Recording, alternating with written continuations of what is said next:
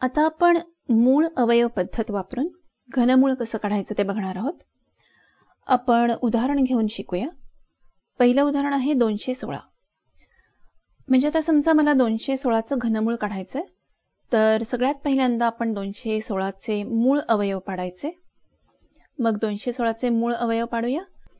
2 भागलं उत्तर आलं 108, पुन्हा 2 भागलं उत्तर आलं 54, 2 भागलं उत्तर आलं 27, 27ला 2 भाग जात नाही.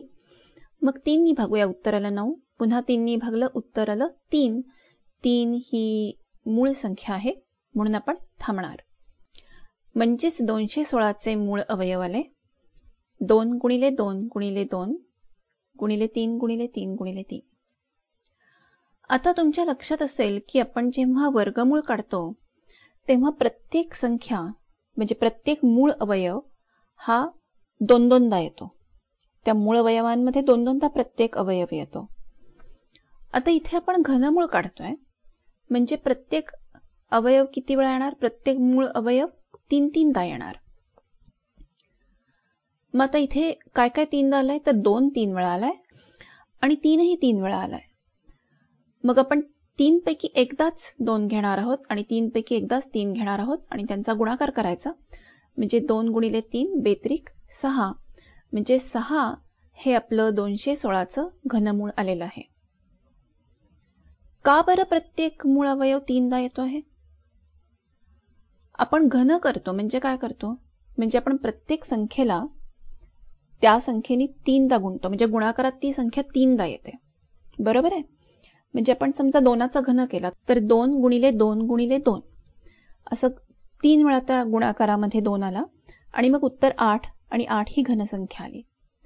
मग उलट केलं म्हणजे घनसंख्येचे मूळ अवयव केले तर 8चे मूळ अवयव मध्ये 3 वेळा 2 येणार.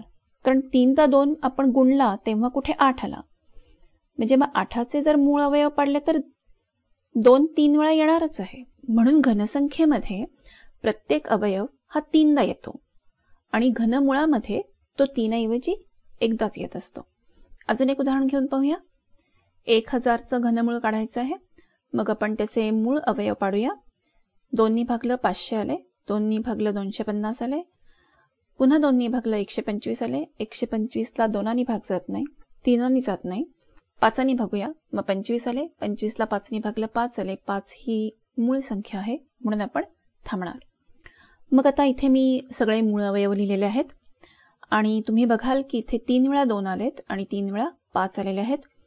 मग आपण जर घनमूळ काढणार तर 3 पैकी एकदाच आपण 2 घेणार आणि एकदाच 5 घेणार. त्या दोन्हीचा गुणाकार केला की 5 दुने 10 आलेले आहेत.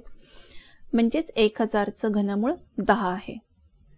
आता समजा मला 1125चं घनमूळ काढायचं आहे. तर मी कसं करणार? मी पुन्हा एकदा मूळ अवयव पाडणार. इथे मी मूळ अवयव दाखवलेले आहेत. 3 भागलं 375 आले, 3 भागलं 125 आले, 5 भागलं 25 आले, 5 भागलं 5 आले आणि मग आपण थांबणार.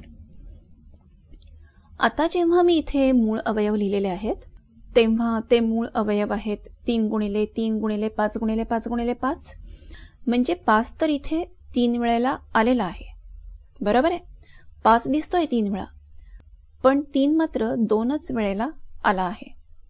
म्हणजे 1125 ही घनसंख्या असेल का? तर 1125 ही घनसंख्या नाही. म्हणजे कुठल्याही पूर्ण संख्येचा तो घन नाही. अपूर्णांकाचा कशाचा तरी तो घन असू शकेल पण पूर्ण संख्येचा तो घन नाही. म्हणजे आपल्याला मूळ अवयव पाडून असं पण सांगता येतं की एखादी संख्या घनसंख्या आहे किंवा नाही.